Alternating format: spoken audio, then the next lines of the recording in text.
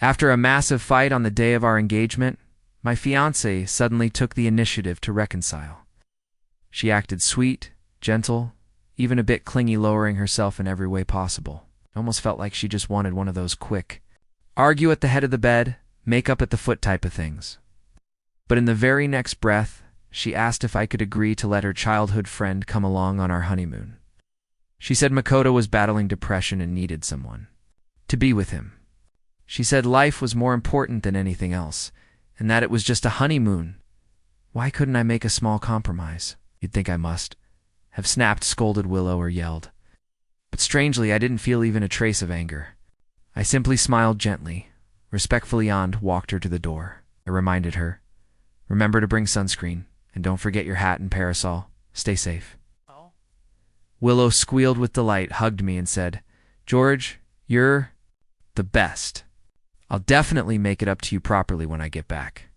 What she didn't know was when fury reaches its limit, it just turns into laughter. The weather was turning cold, and it was time for Liu Corporation to collapse. Abby, do I look good today? It was early morning. Willow sat on top of me, wearing a red dress and seductive stockings.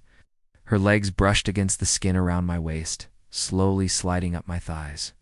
Instantly, my blood surged. Suppressing my instincts, I moved to pull her off me. But before I even touched her, she flinched and got off quickly. With a slightly guilty expression, she said, a friend of mine's been feeling down lately. The doctor said I should take him out for some fresh air. She paused a second, then added, it's Makoto. Makoto, her childhood friend. They grew up together. But during high school, Makoto's family business failed, and they sold their house just to pay off the debts. After that, he moved away, and they lost contact for years. Until about a year ago, when they suddenly reunited.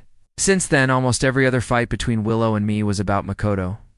She said he had depression, needed company, and someone to care for him. What a joke. Apparently, he tried to commit suicide dozens of times a day, but was still very much alive and well, because of him, on the day of our engagement party. Say anything out loud, but I saw through her. All that early morning affection today was clearly just to soften me up before her real request. I smiled faintly and said, then you should go. Be careful. I got out of bed and quietly walked to the bathroom. When she saw I agreed, she seemed stunned. After all, just hearing Makoto's name had triggered countless arguments this past year, and now I was letting her go out with him. No resistance? Still, she didn't dwell on it. Her face lit up with joy. She clearly thought that her little performance earlier had melted my heart. She said, it's just 3 months, super short. 3 months.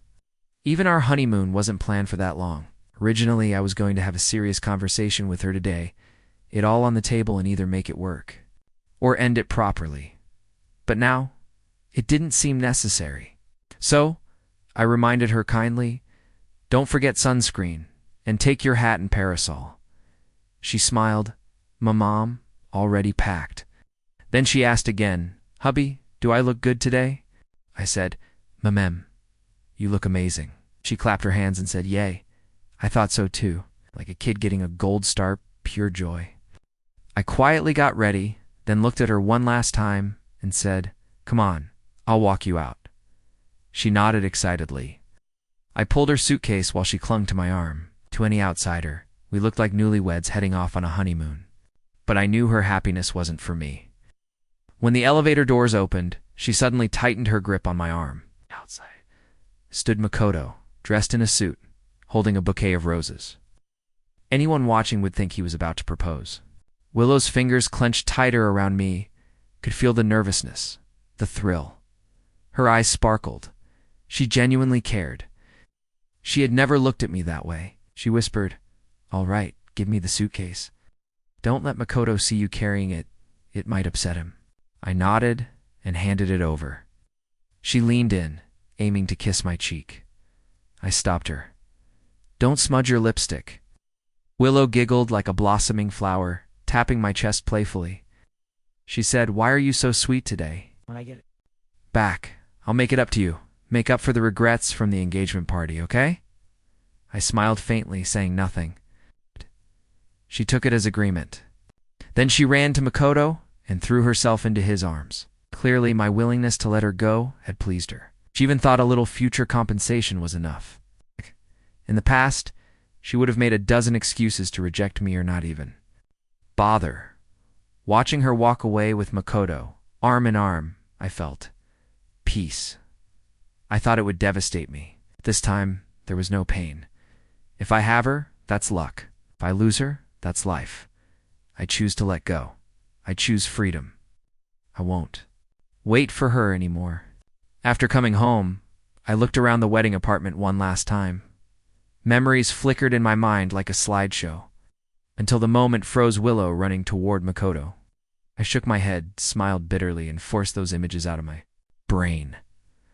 While packing, I suddenly realized everything in this apartment had been arranged by me. Nothing was hers, not a single touch. I only took my own luggage. As for her things, I had someone box them up and send them to her old place. The rest of the apartment I left to an agency to handle. Back in college, it was love at first sight for me. But she never liked me. She only agreed to date after. I tried and threw money around to please her. It wasn't special, just persistence and money. Whether it was the early spending or the later devotion, I always treated her with patience. Even though my family didn't get it, they still respected my choice, until the engagement party. That day, after getting a phone call, she picked up her bag and said, "Something's happened to Makoto." And right in front of everyone, she ran off to him. Just because her best friend said Makoto was trying to kill himself. That night, by the time I'd cleaned up the mess, it was already late. I called her again, and again no answer. She didn't come home until the next afternoon. I voiced my anger, but before I could finish, she cut me off. Makoto has severe depression. What if something had happened? Could you have lived with that guilt? Have a little empathy, will you? And just like that, I understood. Everything Sophia had told me before was true. In the photos Sophia sent me, Willow was holding Makoto, like lovers who had finally reunited. What Willow felt for Makoto wasn't just sympathy. In her world, even the so-called love I gave her couldn't match the weight of a single sentence from Makoto about ending his life. So this time, I didn't bow my head. I didn't give in like I always did. Instead, I chose silence. And that silence drove Willow mad. She smashed up the wedding apartment I had set up, ripping it apart, sobbing and wailing like a child. She thought I would feel sorry. She thought I would apologize, chase her again, and show up with more jewelry, more bags, more gifts to coax her back, but I didn't. I just sat there watching her break things, watching her cry. Then I calmly picked up my phone charger and laptop bag, walked into the guest room, locked the door, and slept like a baby. That night, I rested peacefully, one of the rare nights in years where I actually slept without restlessness. From that moment, I knew I'd never lose sleep over her again. This morning, I was woken up by her playfulness. The moment I opened my eyes and saw her, I knew she wanted something. Sure enough, she was about to leave on a 3-month trip with Makoto, and in return, she offered me some fake affection. It was just her way of buying my silence, her charity, her trade. She didn't want me to ruin her little vacation. Still, I felt the need to inform her about her luggage. So I called her. I said, "I've moved your things back to your old apartment." But before I could finish, her breathless voice, laced with irritation, shot through the speaker. Then came curses. "Are you crazy, George? I told you I'm busy." What followed was a mess of indecent sounds I didn't want to hear. Then a pause. And then, if you want to redecorate, do it yourself. Don't bother me for the next 3 months, or I'll divorce you. Click. She hung up. I chuckled softly. Divorce. Willow and I never even registered a marriage. At most, we were just breaking up, no drama needed. After handing my resignation to HR, I walked out under the clear blue sky and felt relief. For the first time in 5 years, I was truly free. If not for Willow, I would have never wasted so many years in city awaiting like a fool. Looking back, whether it was living a good life or going back to inherit my family's business, either path would have been better than staying here Initially, I had planned to return home after graduation, but she begged me to join her father's company, said I needed experience, said if I worked hard, impressed her dad, then we could confess our relationship to him. Otherwise, she'd break up with me. Who would have thought that experience would last 5 whole years? 5 years on a monthly salary of 4,500 yuan? It's my skills. Even if I hadn't taken over the family business, I could have earned 30,000 easily anywhere else. As for her father, forget winning his favor. I barely saw the man. In the 3rd year, one of our projects made great profits. The team leader put me down for the highest raise. When Willow found out, she exploded publicly, accusing my superior of favoritism. When I voiced my thoughts, she cut me off coldly. Just because we're dating, do you expect special treatment? I tried to explain, but she snapped. Are you trying to live off a woman?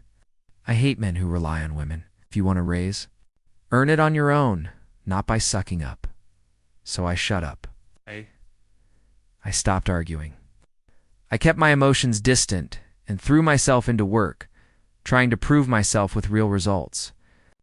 But it wasn't until she brought Makoto into the company and in just 2 months, her father promoted him to vice president, that I finally woke up. It had never been about my ability. She just didn't care. Brushing off those thoughts, took a deep breath, grabbed my suitcase, and walked into the airport. The moment I reached the 2nd floor lounge, I bumped into her. Willow holding Makoto's jacket, acting all doting and concerned. She had never treated me that gently. Pretending I didn't notice, I kept walking toward the gate. But she blocked my path aggressively. Then she glared at her best friend Sophia, who had tagged along. George, what are you doing here? Did you pressure Bing Bing into telling you where I was again? Her voice was loud. I rubbed my ears and replied, flatly, I quit. I'm job hunting now. Her tone shot up. You quit? What? Was ZX Tech's salary not enough for you? Hearing the word salary from her mouth felt like the world's worst joke. Makoto chimed in smugly. Willow, maybe George is just jealous that you're spending time with me. He's trying to get your attention. Otherwise who? Would voluntarily quit ZX Tech when everyone else is dying to get in? Absurd. But Willow bought it. George, you're getting more and more childish. How many times do I have to tell you Makoto is a patient? Can you please stop bullying someone who's already suffering? I didn't bother arguing. Instead, I asked, why are you still here?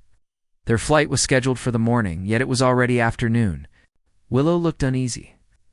Makoto answered with a smirk, I didn't pack properly. Willow helped me, and we missed the flight. But don't worry, she booked a private jet. I replied calmly. Oh, got that flight application done fast. Huh. I turned to leave, but Willow grabbed my arm again. She demanded, Are you really that eager to see me go? Where are you going? Off to find some side chick while I'm gone. Unbelievable. She was the one entangled with another man. She was the one who ditched our engagement. She was the one flying away with Makoto, yet she had the nerve to accuse me. I said I'm heading back to the capital, meeting up with my brothers. At that, her grip loosened. I gently peeled her fingers off my arm. Sophia stepped in with a light smile and soft voice. Brother Wang is just having a casual meal with old friends, Willow. Don't overthink. Let's hurry, our plane's ready. Willow's face eased a little. She pulled Makoto away and tossed a line over her shoulder. George, stop messing around. After you're done hanging out, come back to work. I'll have my dad give you a promotion and a raise. Watching them walk off, Willow clinging to Makoto, Sophia glancing back at me with some unreadable expression, I almost laughed. Go back to work? In all these years? The deals I brought into Liu Corporation? Thanks to my background? Even if I sat still from now on, whether ZX Tech could survive at all was questionable. The plane landed at Capital International Airport. Right then, Makoto posted a new update. Photo he and Willow holding hands, fingers tightly intertwined. The caption, wherever there is love, there is happiness. Seconds later, Sophia sent me a message. Wang Jie, now that you're back in the capital, relax and enjoy time with your brothers. The sunshine in City C has its own charm, you know? She also attached a selfie bathing in golden morning light. I replied with just 2 words. Looks great. After settling back in the capital, I had a proper conversation with my family. They gave me space to unwind, to recover. And just like that, a new chapter began. One filled with freedom, indulgence, and no more waiting. Fishing under the sun during the day, laughing, drinking, clubbing, singing karaoke, and gaming with my brothers at night. I was living a happiness I didn't know I was capable of. Turns out, life without Willow was spectacular. Remembered once during an argument, I tried to cheer her up by buying her a limited edition Chanel Snow White handbag. It cost me 150,000 yuan. She turned it down and sold it to a second-hand dealer the very next day. 150,000 couldn't even buy a single smile from her. And now, opening to crates of Armande Brignac champagne in a bar didn't even cost that much. Yet the bar manager and the entire staff welcomed me with warmth and sincerity. I almost couldn't believe how easy life became once I stopped loving her. Since the day we crossed paths at the airport, Willow hadn't posted anything new. Maybe she blocked me. But Makoto and Sophia were updating their feeds like clockwork. Makoto's posts were full of photos with Willow visiting scenic spots, trendy restaurants, leaving their footprints all over the map. Sophia, on the other hand, mostly uploaded scenic shots, the occasional selfie, and sometimes caught in the background affectionate moments between Willow and Makoto. But the real party was always in Makoto's comment section, flooded with envy and praise. What a perfect couple. Are Willow and Makoto getting married? At first, a few former colleagues would tag me under those posts offering fake polite blessings. Later, I saw Willow was liking those posts too, never denying any of it. She used to claim that we had to keep our relationship secret because it would look like I only got promoted due to favoritism. Even though we had a wedding planned and already held the engagement ceremony, we stayed hidden. But now, she gave Makoto publicly what I had craved for 5 long years. Their open displays of affection. If I wasn't the one being cheated on, I might have shipped them myself. Childhood sweethearts. How romantic. While I was nothing more than a 5-year-long detour in her love story, an embarrassing footnote, an invisible, pathetic clown, luckily, the nightlife in the capital was packed with stunning women, confident, fun, and surprisingly kind. Even when I wasn't spending big or opening champagne, they'd take shots for me, throw games just to see me smile. Even outside the bars, I'd randomly run into kind people like the girl I met once while fishing. At a black pit, strangers treated me with more warmth than Willow ever had. For an entire month, she didn't message me once. I didn't bother reaching out either. After unpinning our chat, I couldn't even find our conversation window anymore. Then, after a month, the messages started coming in. George, have you eaten yet? When you're home, I want spicy crayfish, the kind only you make. Georgia. My dad keeps nagging me to go back to work. Can you come back to the company and help me? Every time her messages popped up, I ignored them. Turned on Do Not Disturb. Eventually, her so-called concern turned to frustration and cursing. Even reading them was draining. Thank goodness for Do Not Disturb. After a whole month of indulgent freedom, I officially returned to the family business. Of course, during my so-called vacation, I wasn't just partying. I'd quietly notified all the partners who had supported the U Corporation only because of me to slowly withdraw their cooperation. No need to cut ties all at once. That would just create chaos and debts of gratitude. Slow separation was cleaner. 2 weeks into my new role, I was already buried in work. Breathing room was a luxury. My family handed me a small subsidiary to manage. Technically, I was now a CEO. But unlike the CEOs in web novels spending 12 hours chasing romance, I was clocking 14-hour days, stuck in endless meetings. During that period, I practically lived in the office. One night, I had just lain down in the small bedroom attached to the workspace when Willow called. Still half asleep, I reached for the phone and answered on instinct. It was a voice call. Before I could even process who it was or hang up, her voice blared through. I just landed. I'll be home in an hour. I want to see spicy crayfish on the table. I stared at my phone. Are you out of your mind? I snapped. It was already 12:30, middle of the night. I immediately hung up and blocked her number, deleted the chat, the full package. Then, right on cue, she called again from a new number. I blocked that one too. 10 minutes later, she messaged from another fresh number. George, did you actually block me? If you don't come back and apologize in 10 minutes, I'm divorcing you. Block. Again, just as I was about to drift off, the phone buzzed again. This time, it was Makoto's number. Curious, I answered, expecting to hear more of his nonsense. But the voice on the other end was Willow's crying. George, why did you sell the house? You said you'd never leave me. I froze. For a second, I thought I was hallucinating. I said confused. Who? Who is this? Hearing my tone, her voice wobbled with panic. George, it's me. Willow. Where are you? Have you been drinking? Tell me where you are. I'll come get you right now. At that moment, I could tell. It was really her, but I'd had enough. I said coldly, are you insane? Calling me in the middle of the night like this? That house was bought entirely by me. It has nothing to do with you. If I want to sell it, I don't need your permission. I hung up, turned off my phone, and slept soundly. At 7:30 a.m., sharp, my alarm went off. To be safe, I'd set both my phone and a mechanical backup. At 8, while washing up, I heard the office door open. Anna had arrived. Stepping out, I was greeted by her bright, energetic voice. Good morning, President Wong. Breakfast today? Quail egg buns, tomato and mushroom soup, yam and lean pork congee. And your favorites? 7 steep jasmine black coffee?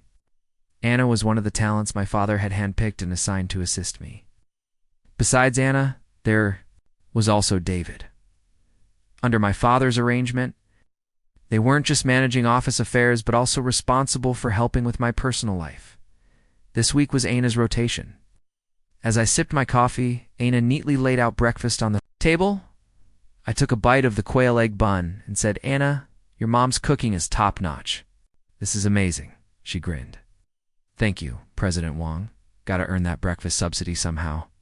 After a light laugh, she slid today's tablet schedule in front of me packed from morning till night. I sighed. Both of my assistants fought to bring me breakfast not out of goodwill, but because besides the allowance, my father counted it as overtime. By 9, everyone was already buried in work. Suddenly, the office door flew open. I looked up, startled. The front desk. Girl trailed behind, apologizing, saying she couldn't stop her. I waved it off. No big deal. But standing in front of me on a Monday morning at 9 a.m. was Willow, tears in her eyes. It felt like I was seeing a ghost. Here is the rewritten version of your paragraph, word by word, with improved clarity, flow, an emotional tonal while preserving every action and meaning, and removing any mention of chapters as requested, given her usual personality. It was nearly unthinkable that she'd come looking for Mai, especially since the distance was over. 1,200 kilometers. By high-speed train, it would take no less than 6 hours, and even the fastest flight needed 4. Since there were no overnight trains, she must have caught the earliest flight. Her disheveled hair and weary face made it clear she had rushed over in a panic overnight. I remained silent. Willow, teary-eyed, confronted me. Do you know how long I searched for you? I asked all your friends before I finally found out you came back to the capital. Why did you leave without a word? You have any idea how worried I was? I raised an eyebrow. Didn't you see me at the airport over a month ago? I very clearly told you I was returning to the capital. You asked my friends? Really love to know which traitor spilled the beans, I added, voice cold. Willow looked stunned. Telling me your location counts as betrayal, she murmured, or shot back. So, where's your Makoto? Before she could respond, Makoto stormed in, his expression grim and eyes locked on me. George, do you know how much Willow panicked when you vanished into the capital without a single word? He raised his voice. Is this how you treat your wife? You even sold the wedding house. Willow doesn't even have a place to stay now. Since the office door was wide open, nearby employees instantly perked up, eager for drama. If Makoto wanted to posture as the noble victim, fine. I'd play along and tear off the masks. I laughed. Makoto. Let's get one thing straight, Willow. and I broke up. We were never married. Wife, don't spread lies and tarnish my name in that house in City A. I paid for it entirely. I didn't need your permission, or hers, to sell it. Makoto snapped. But you were engaged. I rose to my feet, still calm, smiling instead of getting angry, and took a slow step toward him. I was half ahead, taller, and from this angle, I looked down on him easily, engaged. On the day of our engagement party, you faked a suicide attempt. Willow abandoned all our guests and rushed off to you two, ran off on a honeymoon. Tell me, who exactly was I engaged to? You used depression as a mask, pretended to attempt suicide dozens of times and still came out unscathed. Honestly, I should thank you for all your chaos. I might have really married Willow and ended up trapped in a nightmare divorce. Makoto fell silent. Willow's face went pale like chalk. I continued icily. Now that Willow and I are done, haven't I kindly made room for you both? You already went on your honeymoon, and you still haven't locked her down? Maybe the issue is that you're just not enough. Makoto lost it and lunged with a punch, but Anna reacted. In a flash, grabbing his fist and shoving him back hard, he hit the floor with a loud thud. No wonder my dad chose Anna to be my personal assistant. Her speed and precision were flawless. Willow rushed to help him up. Makoto. George, how could you just let your assistant assault someone? Hands in my pockets, I looked at them with indifference. Then I turned to Anna. Well done. I'll send you a hefty bonus. Oh. And didn't you say you liked that new Chanel bag Luigi showcased? I'll have someone deliver it to you this afternoon. Anna's eyes sparkled with delight. She clapped her hands excitedly. Really, President Wong? You're the best. You're my lucky god of wealth. Her playful tone and sweetness gave me mild goosebumps, but in Willow's eyes, it was a loaded symbol.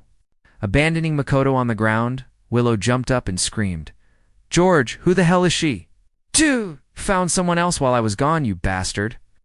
As she lunged toward Anna, I stepped in front of her and blocked her. My father had said Anna was skilled in both paperwork and martial arts, but now I realized she was a stellar actress too.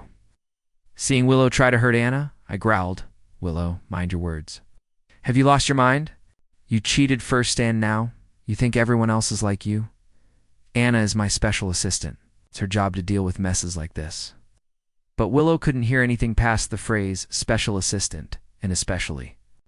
Since Anna was a woman, she sneered. Oh, so you're defending her just because she works for you? Before she could charge again, I shoved her back with a cold voice. Willow, what madness are you stirring up first thing on a Monday morning? I told you Anna is my assistant. I'm her boss. It's my job to protect her. You two storming in here and making a scene do I need to call security, or are you leaving on your own? Willow froze. She never imagined I'd speak to her like that.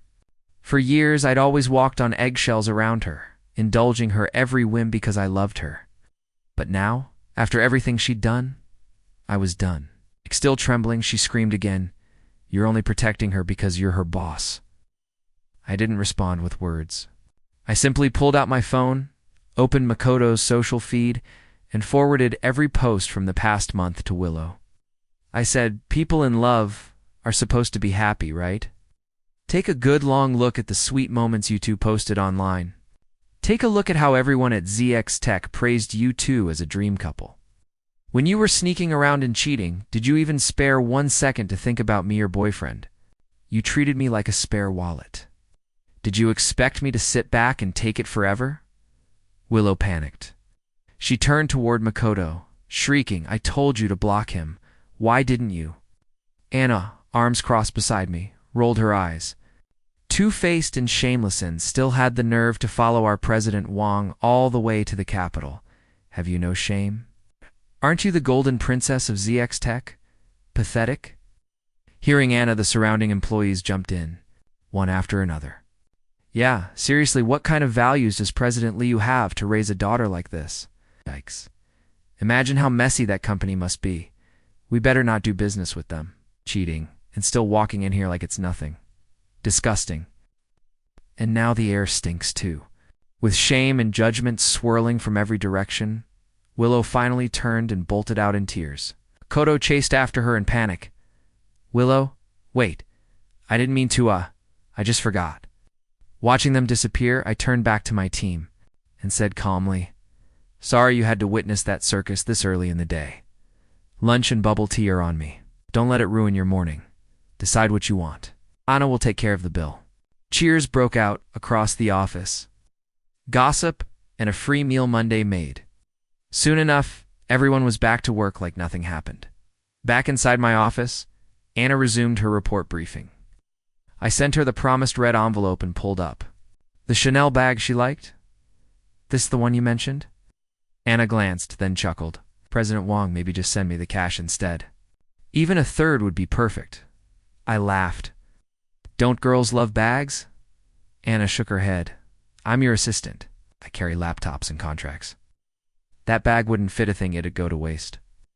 Seeing her sincerity, I wired her the full market value 80,000 yuan. You take care of the taxes and get started on shaking up ZX's partners. Anna brightened instantly. So we're finally going to take down Liu Corporation? Hearing her quote that iconic line, I rolled my eyes. I'm not nooking a mosquito, all right? No need to create debt. Just mess things up. Rob what we can, ruin what we touch. Keep them miserable. Anna nodded, noting it all down. Then she paused. I noticed and gave her a questioning look. She took a breath. President Wong, are you sure you want to go through with this? I'm not questioning your decision, but when I used to work under your father, he always praised your integrity. If we go after ZX this hard, I cut her off, irritated. Willow called you a homewrecker, and you're still hesitating? Anna shook her head calmly. I'm just saying. This is a point of no return. I finally understood her concern. You're still the same as always, I said. Don't worry, there's zero chance I'll go back to Willow. I'm not that soft. Anna had been afraid. If she carried out the sabotage and I reconciled with Willow afterward, she would be left vulnerable. That's the kind of person Anna was, loyal to a fault, always thinking about the company first. She had grown up under our family's care. When she got into Capital University, she even came to thank us personally. Through college, she worked part-time to support herself, refused further help, and lived off scholarships. She turned down better offers to intern at our company, saying it was her way of repaying the family that raised her. So many years had gone by. I told her everything about my relationship with Willow, every tangled thread. When I finished, Anna let out a deep sigh. After a moment, she said, President Wong, sounds to me like Miss Liu regrets it now. I went quiet. Regrets, I said. Some mirrors, once broken, can't be put back together. Anna nodded and replied, It's great that you've made up your mind. I told her, then, go stir up some trouble for ZX.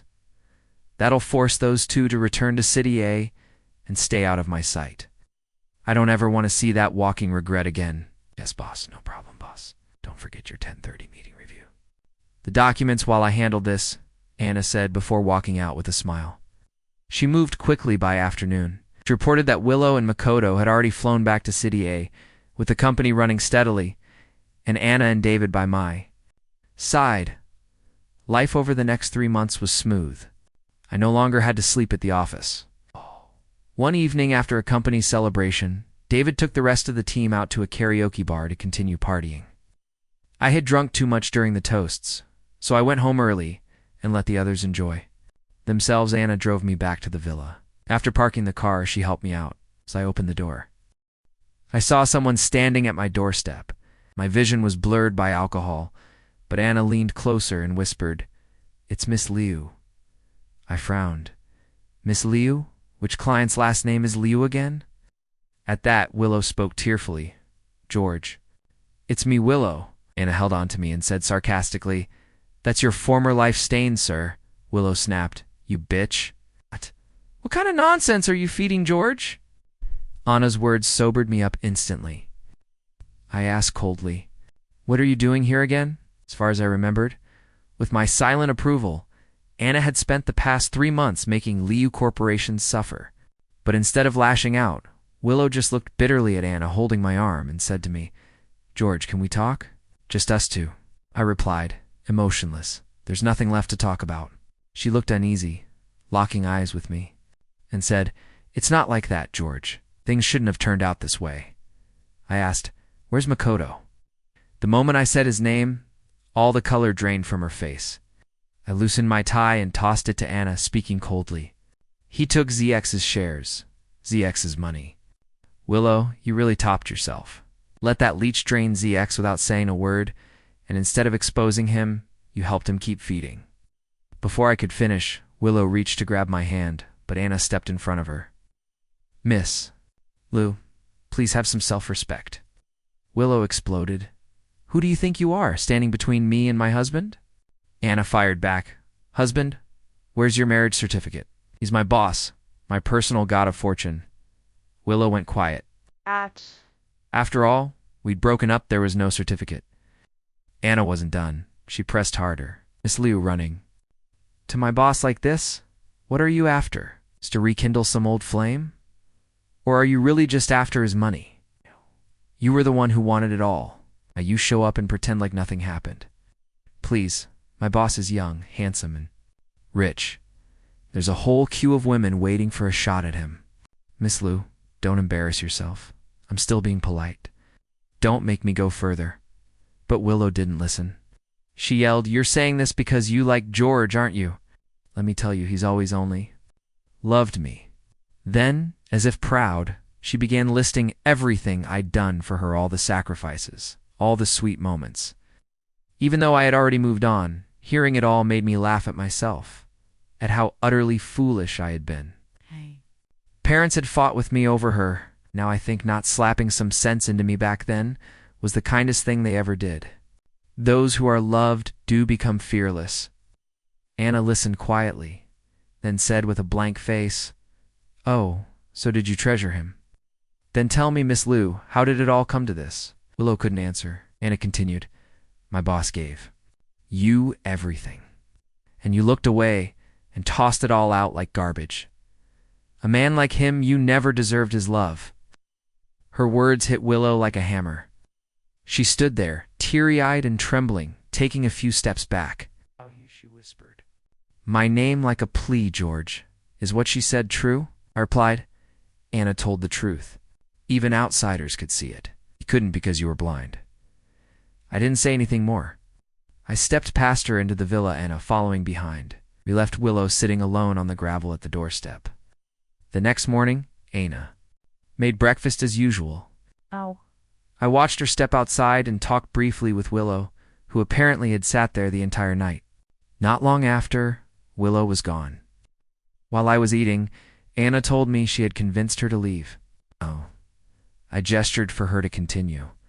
She said, "I told her President Wang doesn't like women who are weak and useless. If she didn't go back soon, Makoto would eat ZX down to its bones." Just like that, she left. I couldn't help but laugh. I really knew how to set a trap. Thanks to her, from that day on, my world was finally quiet. Maybe Willow gave up. Anna's trap was too deep. Either way, it didn't matter anymore, because I had a promise to keep for Anna once. She messaged me, "George, it's been a long time. It's already been 8 years since we last met." I replied, "Anna, my dad sent you to assist me." "Hard to believe he let someone so talented help me out," she asked. "Then President Wang do? You have the confidence to return to the head office?" I answered. "Of course I do," she said. "Then give me a promise, President Wang." "What do you want?" she replied. "I'll slay demons for you. Just be my god of wealth." And I told her, of course. From now on, we'll buy 2 hams, one to slice, and one to stomp on just for fun.